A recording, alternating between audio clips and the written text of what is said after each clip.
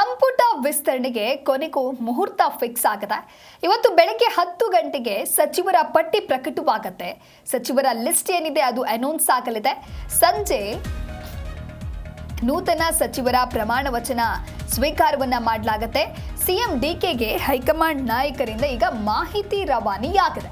ಸಂಪುಟದಲ್ಲಿ ಯುವಕರಿಗೆ ಮಹಿಳೆಯರಿಗೆ ಪ್ರಾಶಸ್ತ್ಯವನ್ನ ನೀಡಲಾಗಿದೆ ಅನ್ನುವಂಥ ಮಾತು ಕೇಳಿಬರ್ತಾ ಇದೆ.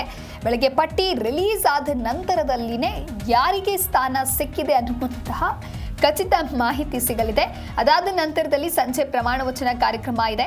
ಸಿಎಂ ಡಿಕೆ ಶಿವಕುಮಾರ್ಗೆ ಹೈಕಮಾಂಡ್ನಿಂದ ಕರೆ ಬಂದಿರೋದ್ರಿಂದ ಈ ರೀತಿಯಾದಂಥ ಮಾಹಿತಿ ಸಿಕ್ಕಿದೆ. ಸಿಎಂ ಕೈ ಸೇರಲಿದೆಯಾ ನೂತನ ಸಚಿವರ ಪಟ್ಟಿ?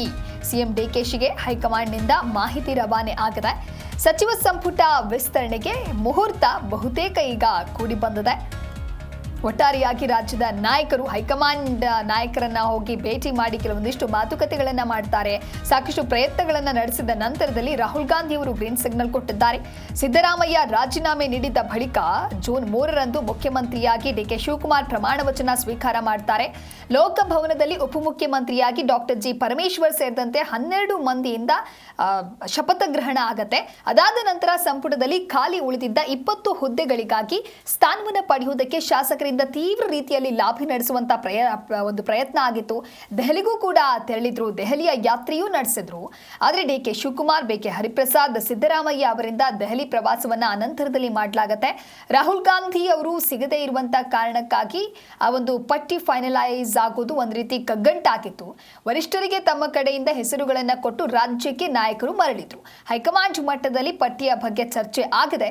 ಎಐಸಿಸಿ ಪ್ರಧಾನ ಕಾರ್ಯದರ್ಶಿ ವೇಣುಗೋಪಾಲ್ ಮೂಲಕ ಸಚಿವರ ಪಟ್ಟಿ ಕಳುಹಿಸುವುದಾಗಿ ಹೈಕಮಾಂಡ್ ಹೇಳಿತ್ತು.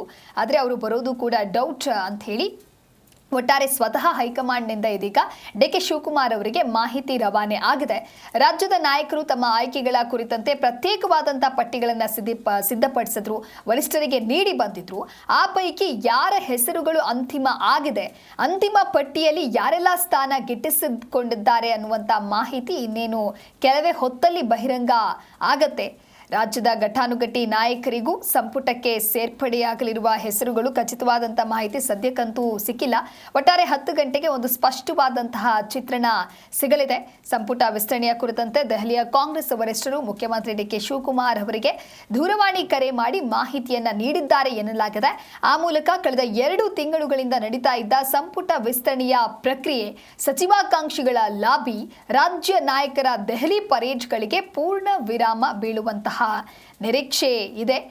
ಗೊಂದಲ ಮುಂದುವರೆದ್ರೆ ಮಾತ್ರ ಸಂಪುಟ ವಿಸ್ತರಣೆ ಕಾರ್ಯಕ್ರಮ ಮುಂದೂಡಬಹುದು ಅನ್ನುವಂಥ ಮಾತುಗಳು ಕೇಳಿಬರ್ತಾ ಇತ್ತು. ಆದರೆ ಈಗ ಯಾವುದೇ ರೀತಿಯಾದಂಥ ಗೊಂದಲ ಇಲ್ಲ. ಪಟ್ಟಿಗಳು ಕೂಡ ಅಂತಿಮ ಹಂತಕ್ಕೆ ಹೋಗಿರೋದ್ರಿಂದ ಇನ್ನು ಪಟ್ಟಿ ರಿಲೀಸ್ ಆಗೋದು, ಅನೌನ್ಸ್ ಆಗೋದು ಒಂದೇ ಬಾಕಿ ಇದೆ.